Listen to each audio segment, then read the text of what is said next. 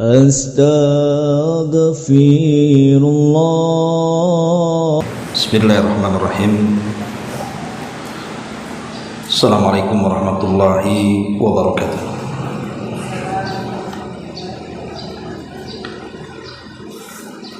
Alhamdulillah. Alhamdulillahilladzi hamdan katsiran tayyiban mubarakan fihi kama yuhibbu rabbuna wa yarda. Asyhadu an la ilaha illallah wahdahu rabbi la syarika lah. Wa asyhadu anna Muhammadan abduhu wa rasuluhu alladzi la nabiyya ba'dah. Qala Allah azza wa jalla ya ayyuhalladzina amanu taqullaha haqqa tuqatih wa la tamutunna illa wa antum muslimun, amma ba'd. Kita lanjutkan kembali kajian kita, masih membahas kitab 175 Jalan Menuju Surga, dan kita masuk pada halaman 77 pada poin ke-28 tentang keutamaan mensalati jenazah dan mengantarkan. Baik, kita akan baca hadisnya. Rasulullah sallallahu alaihi wasallam bersabda, "Man shalla ala janazatin wa lam yatba'ha falahu qiratun fa in tabi'aha falahu qiratan." Qila wa mal qiratani? Qala asgharuhuma mithlu uhudin. Barang siapa yang mensalati jenazah dan tidak ikut serta mengantarkannya, maksudnya tidak ikut serta dalam penguburannya, maka dia akan mendapatkan 1 qirat saja. Tapi jika dia mengantarkannya, maka dia akan mendapatkan 2 qirat. Nabi SAW ditanya, apa yang dimaksud dengan qirat itu? Maka beliau alaihi salatu wassalam menjawab, yang paling kecil dari qirat itu besarnya seperti gunung Uhud. Kemudian kata pengarang, perhatikanlah, semoga Allah merahmatimu. Jika saja yang paling kecil dari 2 qirat tersebut seperti gunung Uhud dari segi pahala dan juga balasan, bagaimana halnya dengan yang paling besar dari pahala itu? Maka kita memohon keutamaan, anugerah, kemuliaan dan seluruh kebaikan kepada Allah Subhanahu wa ta'ala, Zat yang maha penderma.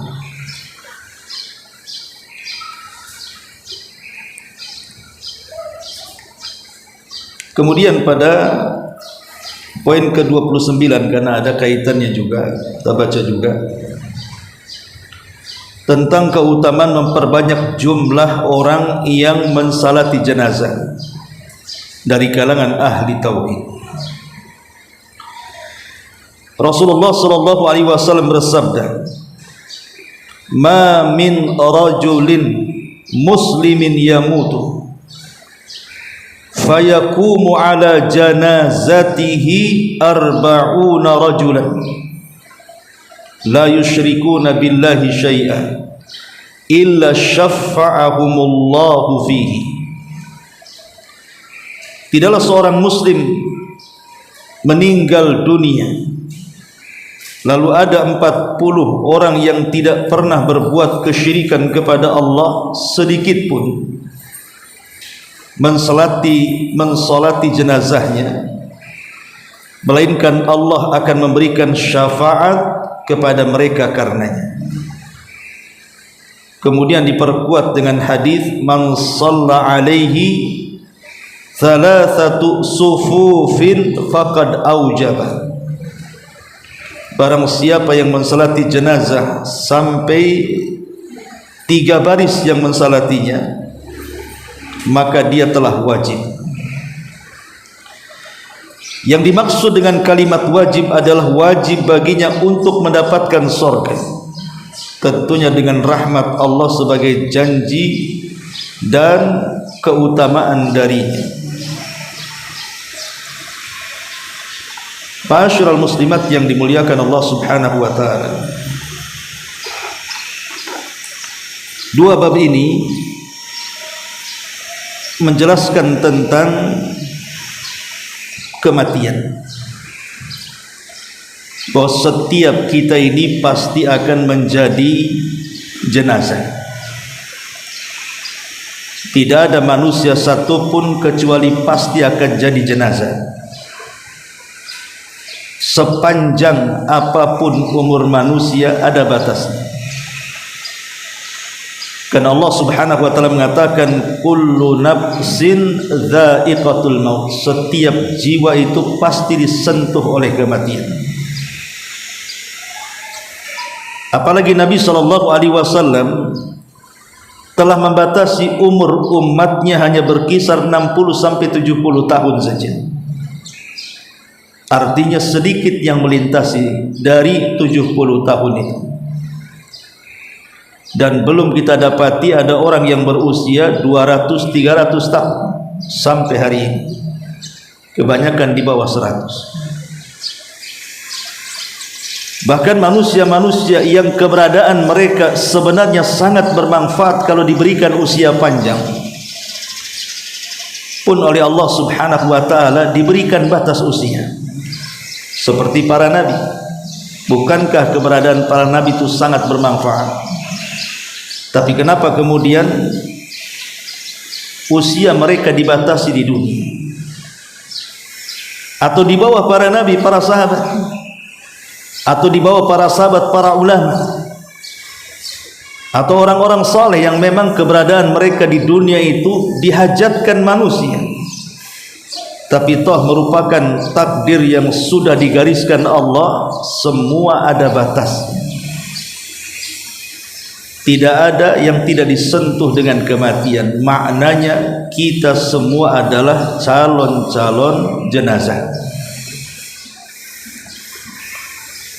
Ma'asyiral muslimat yang dimuliakan Allah Subhanahu wa taala, dari sini kita tahu tentang pentingnya mengingat akhirat. Kalau sudah tahu kita akan jadi jenazah, maka penting sekali kita ini mengingat akhirat. Makanya Nabi sallallahu alaihi wasallam sampai kemudian memberikan sebuah syariat agar kita datang ke kuburan kemudian berziarah ke kuburan tersebut.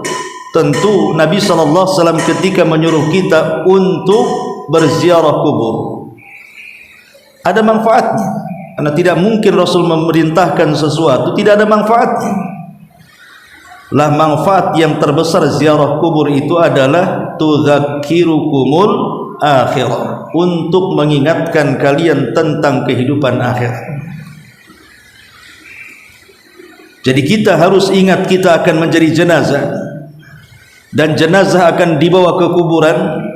Lah saat kita melihat jenazah di kuburan, baik yang sedang dikuburkan atau yang telah dikuburkan, harusnya di situ kita harus mengingat akhirat. Ma'asyiral muslimat yang dimuliakan Allah Subhanahu wa taala, kenapa kemudian kalau kita merenungkan bahwa kita calon-calon jenazah dan setiap hari kita melihat ada jenazah, karena di situ ada turunan yang sangat bermanfaat untuk kita. Pertama, menjadikan kita tidak menunda-nunda untuk bertobat. Tidak menunda-nunda untuk bertobat kepada Allah Subhanahu wa taala.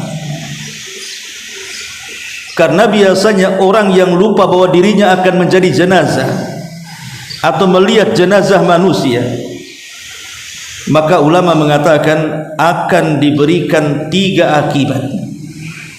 Pertama, taswifut taubati wa tarkur ridha bil kafafi wat takasul bil ibadah. Orang kalau sudah lupa kita akan jadi jenazah, atau mungkin saat melihat jenazah orang kita lupakan, rasanya biasa saja. Hari ini mati, ada orang kecelakaan mati, kayak kemarin ada orang kecelakaan ditabrak mati umpamanya kan. Kita lihat lagi viral. Kok biasa-biasa saja ada orang mati. Maka dia akan dihukum dengan 3 perkara. Pertama, dipastikan dia akan menunda-nunda taubat. Kenapa? Karena tidak ada pengaruh. Aduh, apa ini? Tung di atas ini. Ya. Jadi pertama, taswifut taubati, pasti dia akan menunda-nunda taubat. Yang kedua, tarkur ridha bil kafafi, pasti dia tidak akan redha dengan kecukupan yang Allah telah berikan kepadanya. Dia tidak akan redha dengan pemberian Allah. Ketika dia tidak ingat dia akan mati, pasti dia akan mengejar dunia terus, seolah-olah dunia itu mengekalkan dia. Akhirnya lupa akhirat. Atau yang ketiga, at-takasul, jadi malas jadinya kan untuk beribadah, karena dia pikir dia tidak akan jadi jenazah. Tetapi orang yang berpikir bahwa dia adalah calon-calon jenazah, dipastikan dia segera bertobat. Dia akan redha dengan pemberian Allah, karena ada pemberian yang jauh lebih baik setelah kematian berupa sorga, dan dia tidak mungkin malas dalam beribadah. Kemudian juga ini yang turunan yang pertama, kalau orang mengingat bahwa kita akan jadi jenazah itu, mengingat akhirat, dari mengingat akhirat itu arti kemudian kita segera bertobat.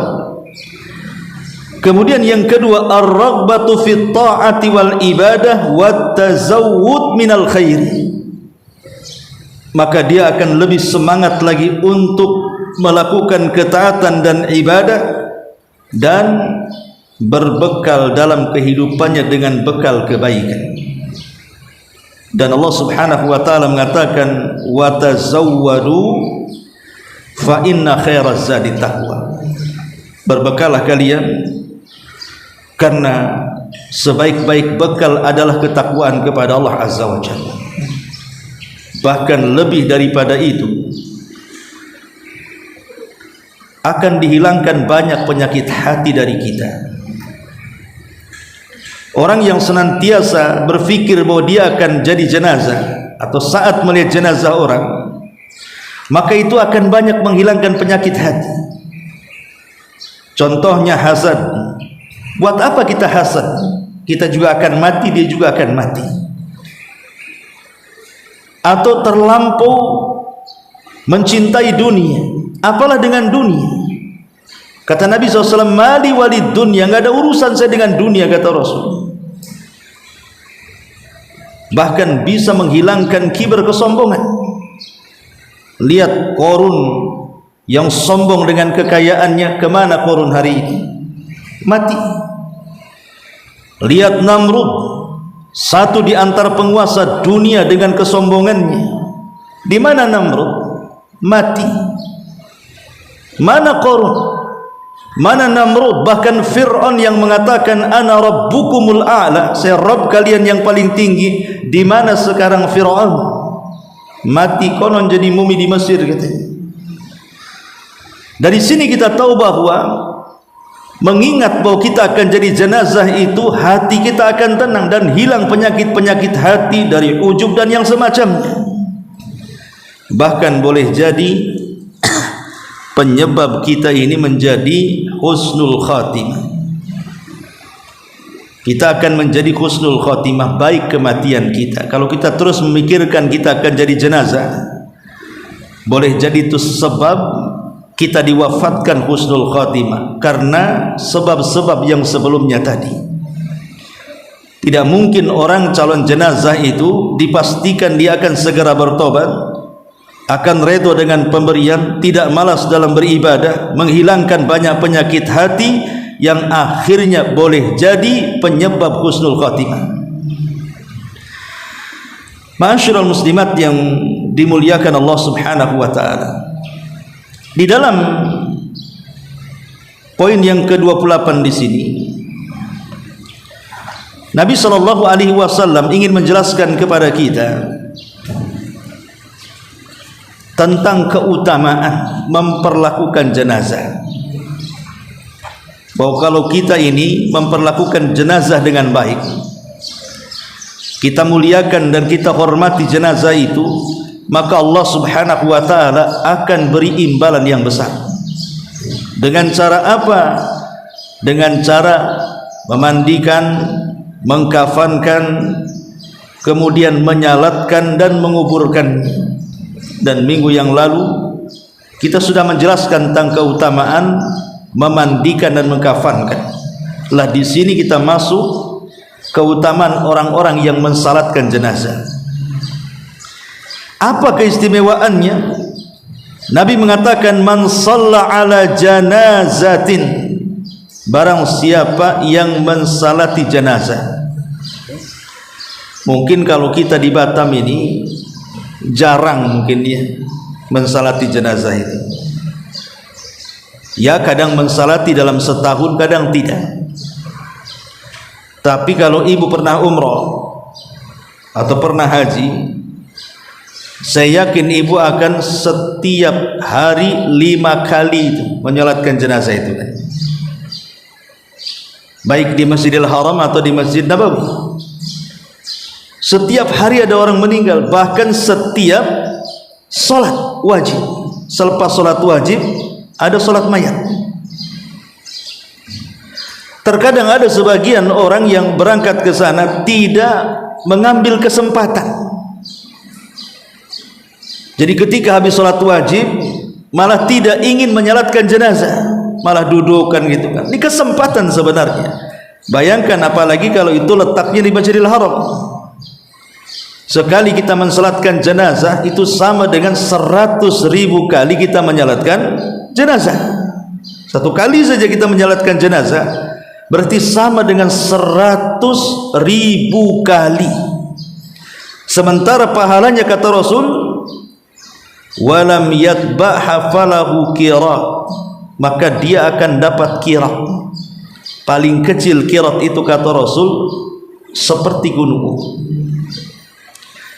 Berarti kalau kita menyalatkan 1 kali jenazah di Masjidil Haram itu, maka sama nilainya dengan kita mendapatkan pahala sebesar gunung Uhud 100.000 kali.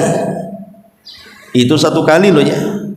Sementara di sana itu hampir setiap sholat 5 waktu ada sholat jenazahnya tuh. Berarti 100.000 kali kali 5 dalam sehari saja. Gimana kalau di sana ibu sampai berhari-hari tinggal di Mekah dan ikut sholat jenazah? Sudah nggak kebayang tuh bagaimana besarnya pahala. Oke lah, kita tidak jauh-jauh mungkin sholat di sana. Kita sholat di kampung kita di sini di Batam, maka kita akan mendapatkan 1 qirat. Pertanyaannya, belum tentu setiap hari kita mendapatkan pahala sebesar gunung Uhud. Amalan apa yang bisa mendapatkan pahala sebesar gunung Uhud coba? Belum tentu kita mendapatkannya. Makanya kalau ada kemudian kemalangan, orang meninggal dunia, maka jangan sia-siakan. Ini kesempatan yang jarang didapat. Maka jangan malas ikut menyolatkan, kalaupun wanita. Kalau soal mengiringi jenazah memang ada hadisnya. Ada yang mengatakan makruh, ada yang mengatakan haram. Ya, bagi wanita kan itu. Tapi minimalnya solat kan tidak dilarang. boleh kita menyolatkan jenazah baik laki-laki ataupun perempuan, karena pahalanya falahu qirat, maka dia akan mendapatkan 1 qirat. Kemudian Rasul mengatakan fa in tabi'aha, kalau sampai mengiringinya. Dan ini tugasnya bapak-bapak. Ibu cukup memerintahkan bapak, sana ikut menguburkan. Ibu sudah dapat pahala si bapak. Jadi kalau ibu nih lihat suami ibu, ada orang meninggal, cereweti saja, sana kamu ya ke kuburan, ikuti jenazah orang itu, jangan pulang sampai dipendam. Bukan kamu yang dipendam, dia yang dipendam maksudnya. Kenapa? Karena Rasul mengatakan man dalla ala khairin kafa'ili. Siapa yang menyuruh orang untuk melakukan kebaikan, maka orang yang menyuruh mendapatkan pahala orang yang disuruhnya, kan? Ibu suruh saja suami, sanalah ikut ke kuburan sana. Jadi bapak juga, suami ibu dapat 1 qirat, ibu pun yang nyuruh dapat 1 qirat. Karena di sini Nabi mengatakan fa in tabi'aha falahu qiratan. Kalau sampai mensalatkan, bahkan sampai ikut menguburkan, bukan 1 qirat, 2 qirat, artinya 2 pahala paling kecil seperti gunung Uhud, kata Rasul. Karena ketika ditanya apa dimaksud qiratan wahai Rasul, maka Rasul mengatakan asgharuhuma mislu Uhudin. Paling kecil kalimat qirat itu pahalanya seperti gunung Uhud. Ma'asyiral muslimat yang dimuliakan Allah Subhanahu wa taala. Dari sini ada faedah. Pertama, keutamaan yang sangat besar, yang sangat agung bagi orang yang mensalatkan jenazah dan mengikuti sampai kuburan.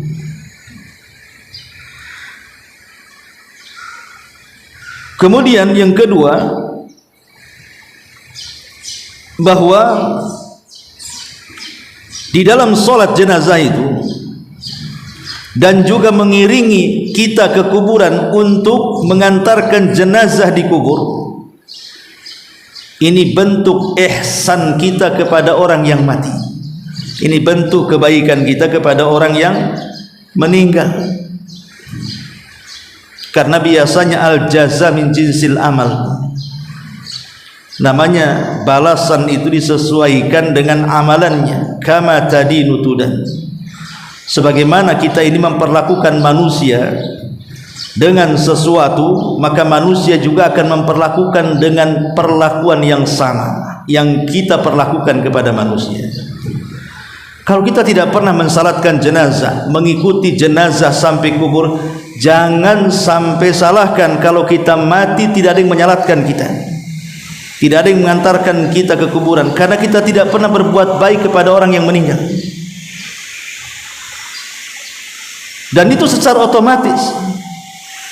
Terkadang ada orang yang kemudian meninggal, entah apa orang ini dimalaskan, malas saya, atau mungkin Allah tidurkan akhirnya tidak mau menyolatkan. Allah itu bisa melakukan segala hal supaya manusia tidak banyak menyolatkan kita dan tidak banyak menguburkan kita. Karena ketika kita masih hidup, kita tidak pernah berbuat baik kepada orang mati. Maka orang yang mensalatkan jenazah atau sampai mengiringi sampai kuburan itu bentuk kebaikan kita kepada orang yang meninggal dunia dan berpahala sebagaimana hadis yang kita sebutkan. Ma'asyiral muslimat yang dimuliakan Allah Subhanahu wa taala. Dan di sini ada 2 perkara kalau kita ingin mendapatkan pahala yang sangat besar. Pertama menyolatkan, yang kedua menguburkan. Kemudian juga yang ketiga tentang karamatul muslim, bahwa seorang muslim itu kemuliaan. Seorang muslim itu memiliki kemuliaan di hadapan Allah Subhanahu wa taala, baik dia hidup ataupun mati. Seorang muslim itu mulia di hadapan Allah. Apakah dia hidup ataukah dia mati. Bukti bahwa seorang muslim itu sampai kepada taraf kematiannya dimuliakan Allah Subhanahu wa taala, Allah berikan pahala kepada kita. Kalau ada orang mati kemudian kita mandikan, kita kafankan, Allah berikan pahala kepada dia. Kemudian kita solatkan, kemudian kita kuburkan, Allah berikan pahala. Lah ketika Allah berikan pahala, itulah bentuk Allah memuliakan seorang muslim, padahal dia sudah mati padahal.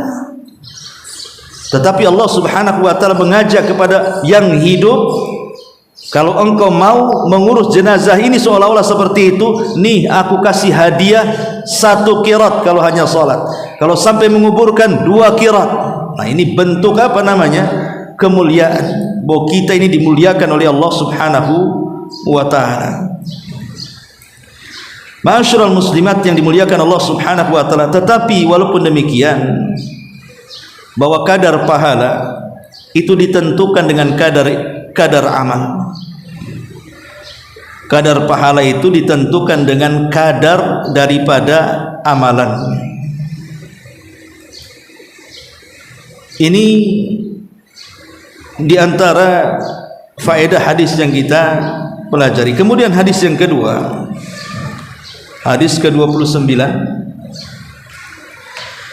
Nabi SAW, kalau tadi keutamaan bagi orang yang mengurus jenazah, ini terbalik, keutamaan bagi jenazah, bagi kita calon-calon jenazah ini. Bagaimana caranya jenazah ini mendapatkan dan meraih keutamaan dan kemuliaan di sisi Allah? Nabi mengatakan, ma min rajulin muslimin yamutu fayaqumu ala janazatihi arba'una rajulan la yusyrikuna billahi syai'an illa syafa'ahumullahu fihi. Tidaklah seorang muslim meninggal lalu ada orang yang mensalatkan sebanyak 40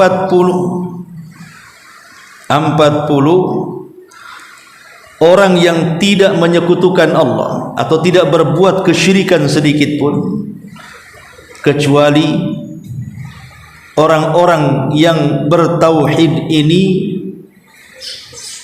menjadikan wasilah Allah berikan syafaat kepada jenazah itu. Allah berikan syafaat, Allah berikan pertolongan kepada jenazah itu. Dari sini Bu, pentingnya kita ini berkawan. Pentingnya kita ini berkawan. Jangan salah pilih kawan. Kalau kita ingin berkawan, berkawanlah dengan orang-orang baik, orang-orang yang akidahnya lurus, orang-orang yang punya akidah dan manhaj yang benar. Kemudian berbuat baiklah kepada mereka, supaya saat kematian kita ini, maka kawan-kawan kita ini memiliki rasa kasihan dengan kita. Akhirnya mereka pun ikut bela sungkawa dan ikut mensalatkan kita. Dan jangan memperbanyak permusuhan di antara manusia. Betapa banyak orang-orang yang ketika hidupnya banyak musuh, dengan tetangga tidak akur, dengan kawan pengajian hasad, hasud dan yang semacamnya. Ketika mati bukannya disalatkan, dipuas-puaskan. Puas aku katanya. Coba dari kemarin mati, kenapa hari ini pula? Akhirnya kan orang tidak mau menyalatkan. Lah dari sini kita tahu bahwa pentingnya kita ini selain juga mencari kawan yang baik, juga jangan banyak berselisih. Intinya hindari sesuatu yang kalau kita mati itu orang-orang benci dengan kita, yaitu diraih ketika kita masih hidup. Karena biasanya kalau orang senang dengan kita, saat kematiannya pasti akan dicari. Tapi kalau memang orang-orang itu membenci kita, saat kematiannya pasti disyukuri. Alhamdulillah dia mati gitu. Kok tak mati-mati juga? Biasalah orang jahat itu panjang umur. Ma'asyiral muslimat yang dimuliakan Allah Subhanahu wa taala. Bicara tentang jenazah yang disolatkan.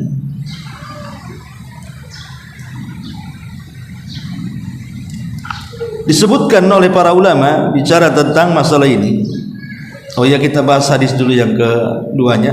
Man shalla alaihi thalathatu sufufin. Dalam riwayat tidak menunjukkan 40 orang, yang penting 3 saf. Makanya disunahkan, Bu, menyolatkan jenazah itu walaupun 3 orang, maka buat 3 saf. Walaupun satu, jangan berjejer satu, ya. Walaupun 3 orang, karena di sini Nabi mengatakan apa? Man shalla alaihi thalathatu sufuf. Barang siapa yang menyolatkan jenazah 3 saf. 3 saf itu maksudnya saf pertama, saf kedua, saf ketiga gitu ya. Walaupun 3 orang, ya, disunahkan tuh. Maka Nabi mengatakan faqad aujabah, maka dia telah wajib masuk surga. Tapi tentu maksudnya di sini adalah saf itu kan menunjukkan banyaknya orang yang menyalatkan. Namanya satu saf di masjid di sini banyak kan itu. Atau boleh kita maknai bahwa kalau yang menyalatkan jenazah itu 40 orang, maka 40 orang itu harus dibagi 3 supaya menjadi 3 saf. Kalau memang membeludak, maka boleh kita lebih dari 3 saf, gunakan angka-angka ganjil, 5 saf, 7 saf gitu ya. Karena Nabi SAW bersabda bahwa Allah itu sangat menyukai yang ganjil. Di antara faedah hadis ini, pertama, di sini ada kemuliaan jenazah. Bahwa jenazah itu akan mendapatkan syafaat dengan syarat yang menyolatkannya mereka adalah ahli tauhid. Kenapa ahli tauhid? Karena biasanya ahli tauhid ketika mensalatkan jenazah pasti dengan ikhlas dia akan mendoakan kebaikan bagi si jenazah. Orang-orang yang mentauhidkan Allah Subhanahu wa taala, maka dia pasti ikhlas ketika mendoakan si jenazah tersebut.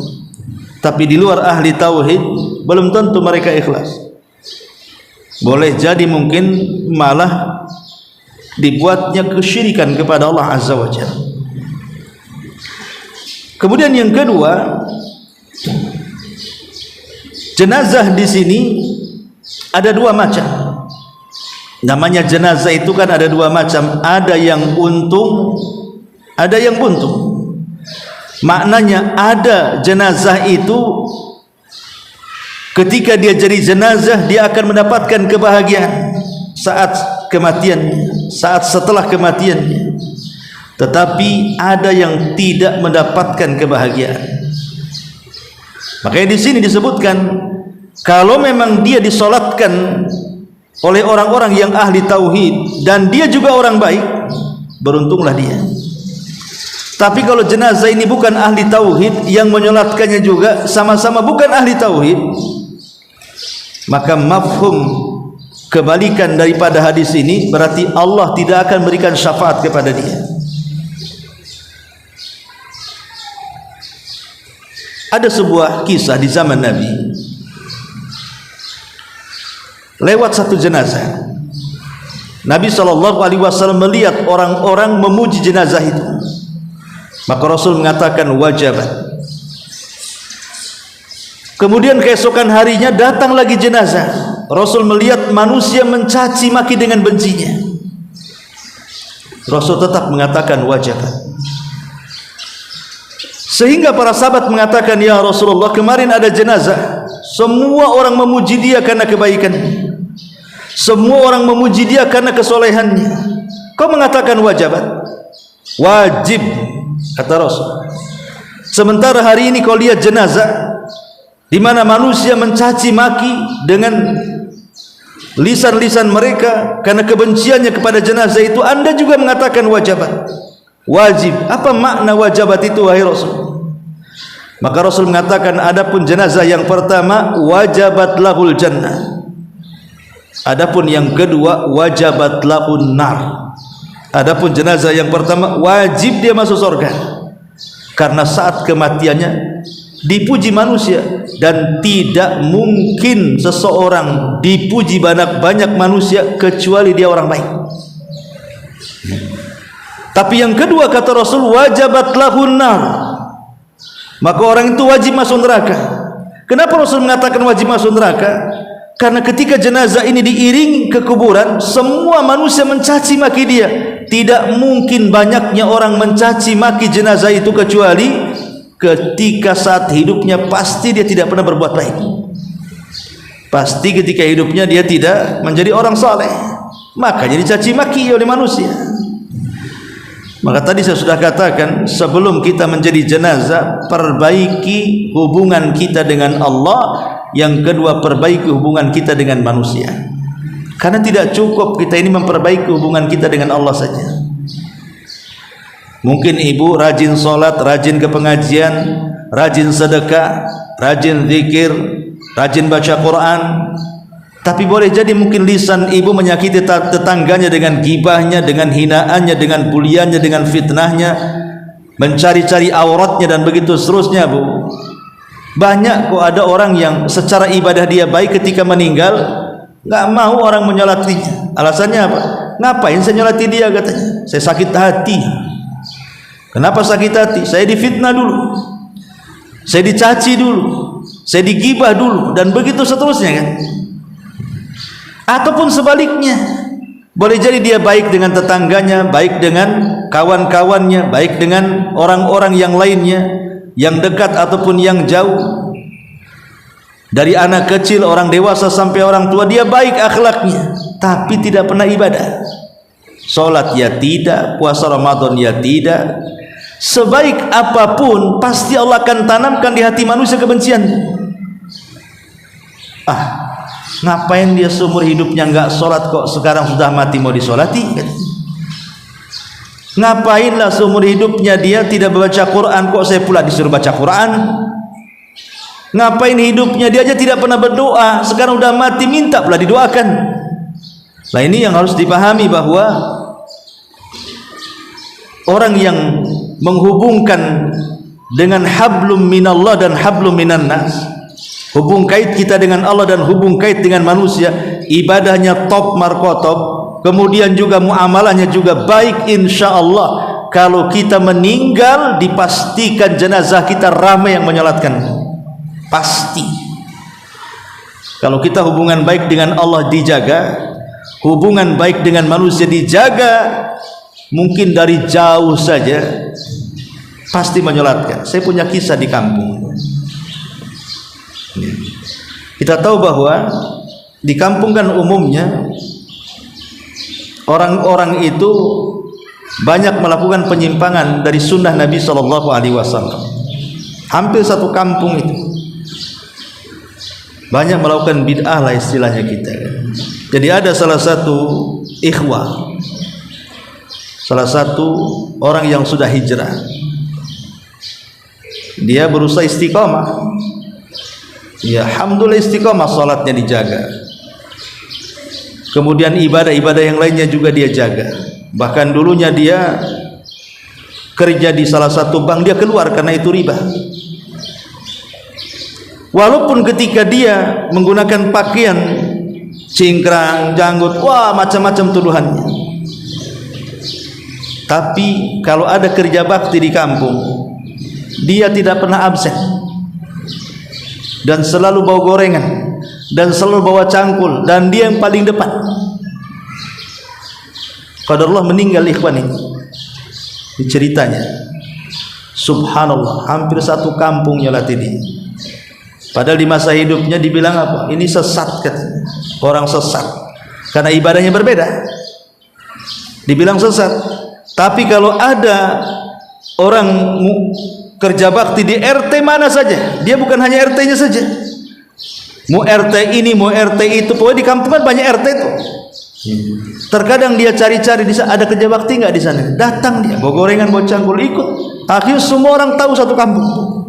Ketika meninggal, subhanallah, karamah. Banyak orang menyolatinya. Itulah pentingnya seseorang itu mengaitkan hubung kait kita dengan Allah dan hubung kait dengan manusia kan. Terkadang orang tidak suka dengan cara kita, tapi kita punya akhlak. Terkadang akhlak inilah yang menolong, akhirnya orang-orang pun banyak mendoakan kita. Bahkan harum namanya setelah kematiannya dicari-cari orang, didoakan orang.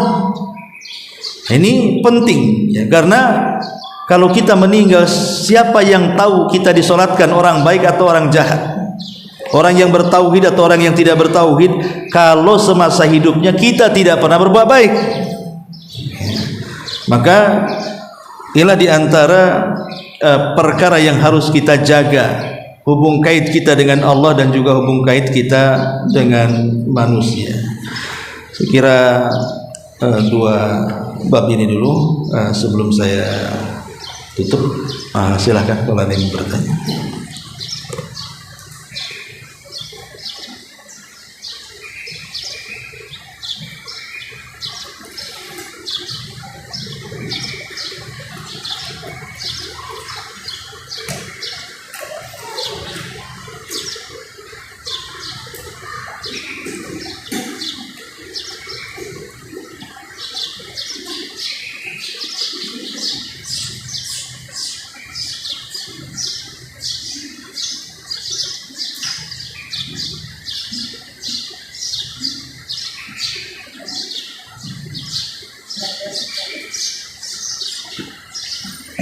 Nggak ada?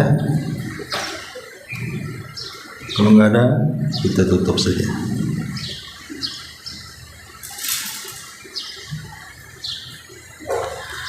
Baik, mudah-mudahan sudah paham semuanya. Subhanallah bihamdika, asyhadu an la ilaha illa anta, astaghfiruka wa atubu ilaik. Allahu ta'ala alam. Assalamualaikum warahmatullahi wabarakatuh.